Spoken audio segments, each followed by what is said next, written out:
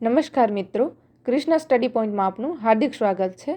મિત્રો, જેમ કે આપણે અગાઉના વિડીયોમાં સમજ્યું હતું કે BNS 2023 શું છે, BNS કેમ લાવવામાં આવ્યું, BNS અને IPC વચ્ચે શું મુખ્ય તફાવત રહેલો છે, BNSનો ઉદ્દેશ્ય શું છે અને એમાં શું મેજર ચેન્જીસ કરવામાં આવ્યા છે, તથા આપણે સિરીઝમાં કયા ટોપિક કવર કરવાના છીએ તેના વિશે આપણે સંપૂર્ણ માહિતી લેક્ચર 1માં આપેલ છે. જો તમે આગળનો વિડીયો ના જોયો હોય તો લિંક ડિસ્ક્રિપ્શન બોક્સમાં આપેલ છે, તો જરૂરથી જોજો જેથી તમારા બધા જ કોન્સેપ્ટ ક્લિયર રહે. આજથી આપણે BNSને સેક્શન બાય સેક્શન ડેપ્થમાં અને સિમ્પલ ગુજરાતી લેંગ્વેજમાં સમજવાનો પ્રયત્ન કરીશું. આ સિરીઝનો પહેલો અને સૌથી મહત્ત્વનો ભાગ છે BNS 2023નું સેક્શન 1. તો મિત્રો, વિડીયોને અંત સુધી જોજો. જો તમને વિડીયો પસંદ આવે તો લાઈક કરજો, તમારા મિત્રો સાથે શેર કરજો અને હજુ સુધી ચેનલને સબસ્ક્રાઈબ ન કર્યું હોય તો કૃષ્ણ સ્ટડી પોઈન્ટને સબસ્ક્રાઈબ કરવાનું ભૂલશો નહીં અને હા, બેલ આઇકોનને જરૂરથી પ્રેસ કરો જેથી નેક્સ્ટ વિડીયોની અપડેટ્સ મળતી રહે. તો ચાલો હવે આપણે BNS 2023ના સેક્શન 1નું વિગતવાર અભ્યાસ કરીએ. સેક્શન 1 ટૂંકું શીર્ષક, પ્રારંભ અને પ્રયુક્તિ, એટલે કે આ કાયદાનું શીર્ષક શું રહેશે, એનો પ્રારંભ ક્યારે થશે અને તેની પ્રયુક્તિ એટલે કે વ્યાપ શું રહેશે તે વિશે સમજાવવામાં આવેલ છે. તો આપણે બધી જ સેક્શન સમજવાનો પ્રયત્ન કરીશું. કલમ 1ની પેટા કલમ 1માં જણાવવામાં આવેલ છે કે આ કાયદાઓ ભારતીય ન્યાય સંહિતા 2023 તરીકે ઓળખાશે. બરોબર. કલમ 1ની પેટા કલમ 2માં દર્શાવવામાં આવેલ છે કે કેન્દ્ર સરકાર સત્તાવાર રાજ્યપત્રિકામાં જાહેરનામામાં પ્રગટ કરી જે તારીખ નિર્દિષ્ટ કરે તે તારીખથી અમલમાં આવશે અને આ સંહિતાની જુદી જુદી જોગવાઈઓ માટે જુદી જુદી તારીખો નિયત કરી શકાય. આ કાયદાના અમલ માટે ભારત સરકારે જાહેરનામાથી તારીખ 1 જુલાઈ 2024 નિયત કરેલ છે. એટલે કે આ કાયદો છે BNS 2023 એ 1 જુલાઈ 2024થી લાગુ કરી દેવામાં આવેલ છે. હવે જે નેક્સ્ટ પેટા કલમ છે તેમાં આ કાયદો ક્યાં લાગુ થાય છે તેના વિશે સમજાવવામાં આવેલ છે. તો આપણે પેટા કલમ 3 સમજવાનો પ્રયત્ન કરીએ. તો આ સંહિતાની જોગવાઈઓ વિરુદ્ધના દરેક કૃત્ય અથવા કાર્યલોપ માટે જે વ્યક્તિ ભારતમાં દોષિત ઠરે તે વ્યક્તિ સંહિતા હેઠળની શિક્ષા માટે જવાબદાર થશે અને આ સંહિતાની જોગવાઈઓ વિરુદ્ધ દરેક કૃત્ય અથવા કાર્યલોપ માટે જવાબદાર થશે નહીં. એટલે કે આ સંહિતાની જોગવાઈઓ વિરુદ્ધ જે કોઈ કૃત્ય અથવા કાર્યલોપ એટલે કે ઓમિશન કરશે અને તે કૃત્ય ભારતની અંદર કરવામાં આવ્યું હશે તો તે વ્યક્તિ આ સંહિતા હેઠળ દોષિત ગણાશે અને તેને સંહિતામાં નક્કી કરેલ સજા મળશે. પરંતુ તે કૃત્ય અથવા કાર્યલોપ આ સંહિતાની જોગવાઈ વિરુદ્ધ ન હોય તો તે વ્યક્તિ કૃત્ય માટે જવાબદાર ગણાશે નહીં. એક્ઝામ્પલથી સમજીએ કે એ વ્યક્તિ છે એ ભારતમાં બીનો મોબાઈલ ચોરી કરે છે, એટલે ચોરી છે એ BNS મુજબ ગુનો છે, તો એ વ્યક્તિ છે એ દોષિત ઠરશે અને BNS મુજબ એને સજા કરવામાં આવશે. હવે બીજા એક્ઝામ્પલથી સમજીએ કે કોઈ ડૉક્ટરે છે એ દર્દીની યોગ્ય સારવાર કરી હોય, સંભાળ લીધી હોય અને તેમ છતાં પણ દર્દીનું કુદરતી રીતે મૃત્યુ થાય તો તેના માટે છે એ ડૉક્ટર જવાબદાર નથી, કારણ કે આ કૃત્ય છે એ આ સંહિતાની જોગવાઈઓ વિરુદ્ધ નથી, એટલે ડૉક્ટર પર કોઈ ગુનો બનતો નથી. કાર્યલોપ એટલે ઓમિશનને પણ આપણે ઉદાહરણથી સમજીએ. જેમ કે પોલીસ અધિકારી છે એ જાણતો હોવા છતાં કોઈ FIR નોંધતો ન હોય તો ફરજ હોવા છતાં તે FIR નોંધતો નથી તો એણે પોતાના કાર્યનો લોપ કર્યો છે, તો આ સંહિતાની જોગવાઈ વિરુદ્ધ છે આ, તેથી જે તે અધિકારી છે એ દોષિત ગણવામાં આવશે. હવે આપણે પેટા કલમ 4 જોઈશું કે ભારત બહાર કરેલ ગુના માટે ભારતમાં પ્રવર્તમાન કાયદા અનુસાર જે વ્યક્તિ સામે ઇન્સાફી કાર્યવાહી થઈ શકે તે દરેક વ્યક્તિ વિરુદ્ધ ભારત બહાર કરેલ કોઈ કૃત્ય બદલ તે કૃત્યની જાણ ભારતમાં થયેલ હોય તે રીતે આ સંહિતાની જોગવાઈ પ્રમાણે કાર્યવાહી કરવામાં આવશે. એટલે કે જો કોઈ વ્યક્તિ ભારતની બહાર કોઈ પણ પ્રકારનો ગુનો કરે અને ભારતીય કાયદા મુજબ તે વ્યક્તિ સામે ભારતમાં કેસ ચલાવી શકાય તો તે વ્યક્તિ સામે ભારત બહાર કરેલ કૃત્ય માટે પણ એવું માનીને કાર્યવાહી કરવામાં આવશે જાણે કે તે ગુનો છે એ ભારતમાં જ થયો હોય અને આ સંહિતાની જોગવાઈ પ્રમાણે તેના પર સજાની પ્રક્રિયા હાથ ધરવામાં આવશે. એક્ઝામ્પલ પરથી સમજીએ કે રાહુલ નામનો કોઈ ભારતીય નાગરિક છે, તે દુબઈમાં જોન નામની વ્યક્તિની હત્યા કરે છે અને પછી ભારત આવી જાય છે. ભારતમાં તેના પર કેસ ચલાવી શકાશે કારણ કે તે ભારતનો નાગરિક છે અને તેણે BNS મુજબ ગુનો કર્યો છે, જે ભારતમાં પણ ગુનો માનવામાં આવે છે. હવે આપણે જાણશું કે BNS છે એ કોને લાગુ પડે છે. તો પેટા કલમ 5માં જણાવેલ છે કે સંહિતાની જોગવાઈઓ નીચેની વ્યક્તિએ કરેલ દરેક ગુનાને લાગુ પડશે. જેમાં પહેલો છે ભારત પાર અને ભારત બહાર કોઈ સ્થળે ભારતના કોઈ નાગરિકે કરેલ ગુનો હોય. એટલે કે આ સંહિતાની જોગવાઈઓ છે એ વ્યક્તિ દ્વારા કરાયેલ દરેક પ્રકારના ગુનાને લાગુ પડશે, ભલે તે ગુનો છે એ ભારતની અંદર થયો હોય કે ભારતની બહાર કરવામાં આવેલ હોય. અર્થાત કાયદો ફક્ત સ્થળ જોઈને લાગુ પડતો નથી, પરંતુ ગુનો કોણે કર્યો છે, કયા સાધન પર કર્યો અને કોને લક્ષ્યમાં ધ્યાનમાં રાખીને કર્યું છે એ પણ જોવામાં આવે છે. એક્ઝામ્પલ પરથી સમજીએ. રાહુલ છે એ એક ભારતીય નાગરિક છે જે યુકેમાં છે એ ચોરી કરે છે. ચોરી છે એ BNS મુજબ ગુનો છે, તેથી ભારતમાં તેની સામે આપણે કાર્યવાહી કરી શકીએ છીએ. હવે નેક્સ્ટ પોઈન્ટ છે કે ભારતમાં નોંધાયેલ કોઈ પણ વાહન અથવા વિમાન, ભલે તે ગમે ત્યાં હોય, તેના પર કોઈ પણ વ્યક્તિએ કરેલ ગુનો હોય. એટલે કે વાહન અથવા વિમાન છે એ ભારતમાં રજિસ્ટર્ડ હોય અને તે ભારતની બહાર હોય, એટલે કે સમુદ્ર કે કોઈ વિદેશી ક્ષેત્રની અંદર હોય, અને કોઈ પણ વ્યક્તિ એ જે ભારતીય હોય કે વિદેશી વ્યક્તિ હોય એ ગુનો કરે તો તેના પર છે એ BNS લાગુ પડી શકે છે.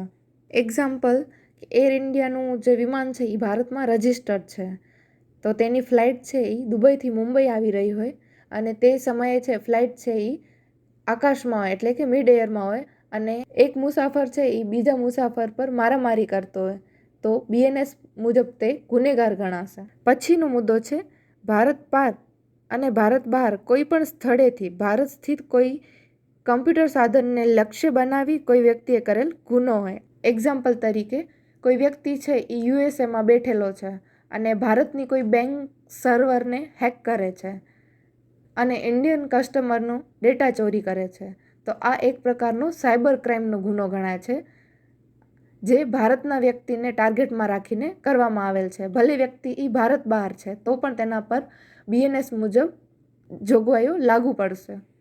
હવે નેક્સ્ટ પોઈન્ટ છે ભારત સરકારની નોકરીમાં હોય તેવા અધિકારીઓ, સૈનિકો, નાવિકો અને વિમાનીઓને બળવા અથવા ફરજ ત્યાગ માટે તેમને શિક્ષા કરવા માટેના કોઈ કાયદાની અથવા કોઈ ખાસ કે સ્થાનિક કાયદાની જોગવાઈઓ અને આ સંહિતાના કોઈ પણ મજકૂરની અસર થશે નહીં.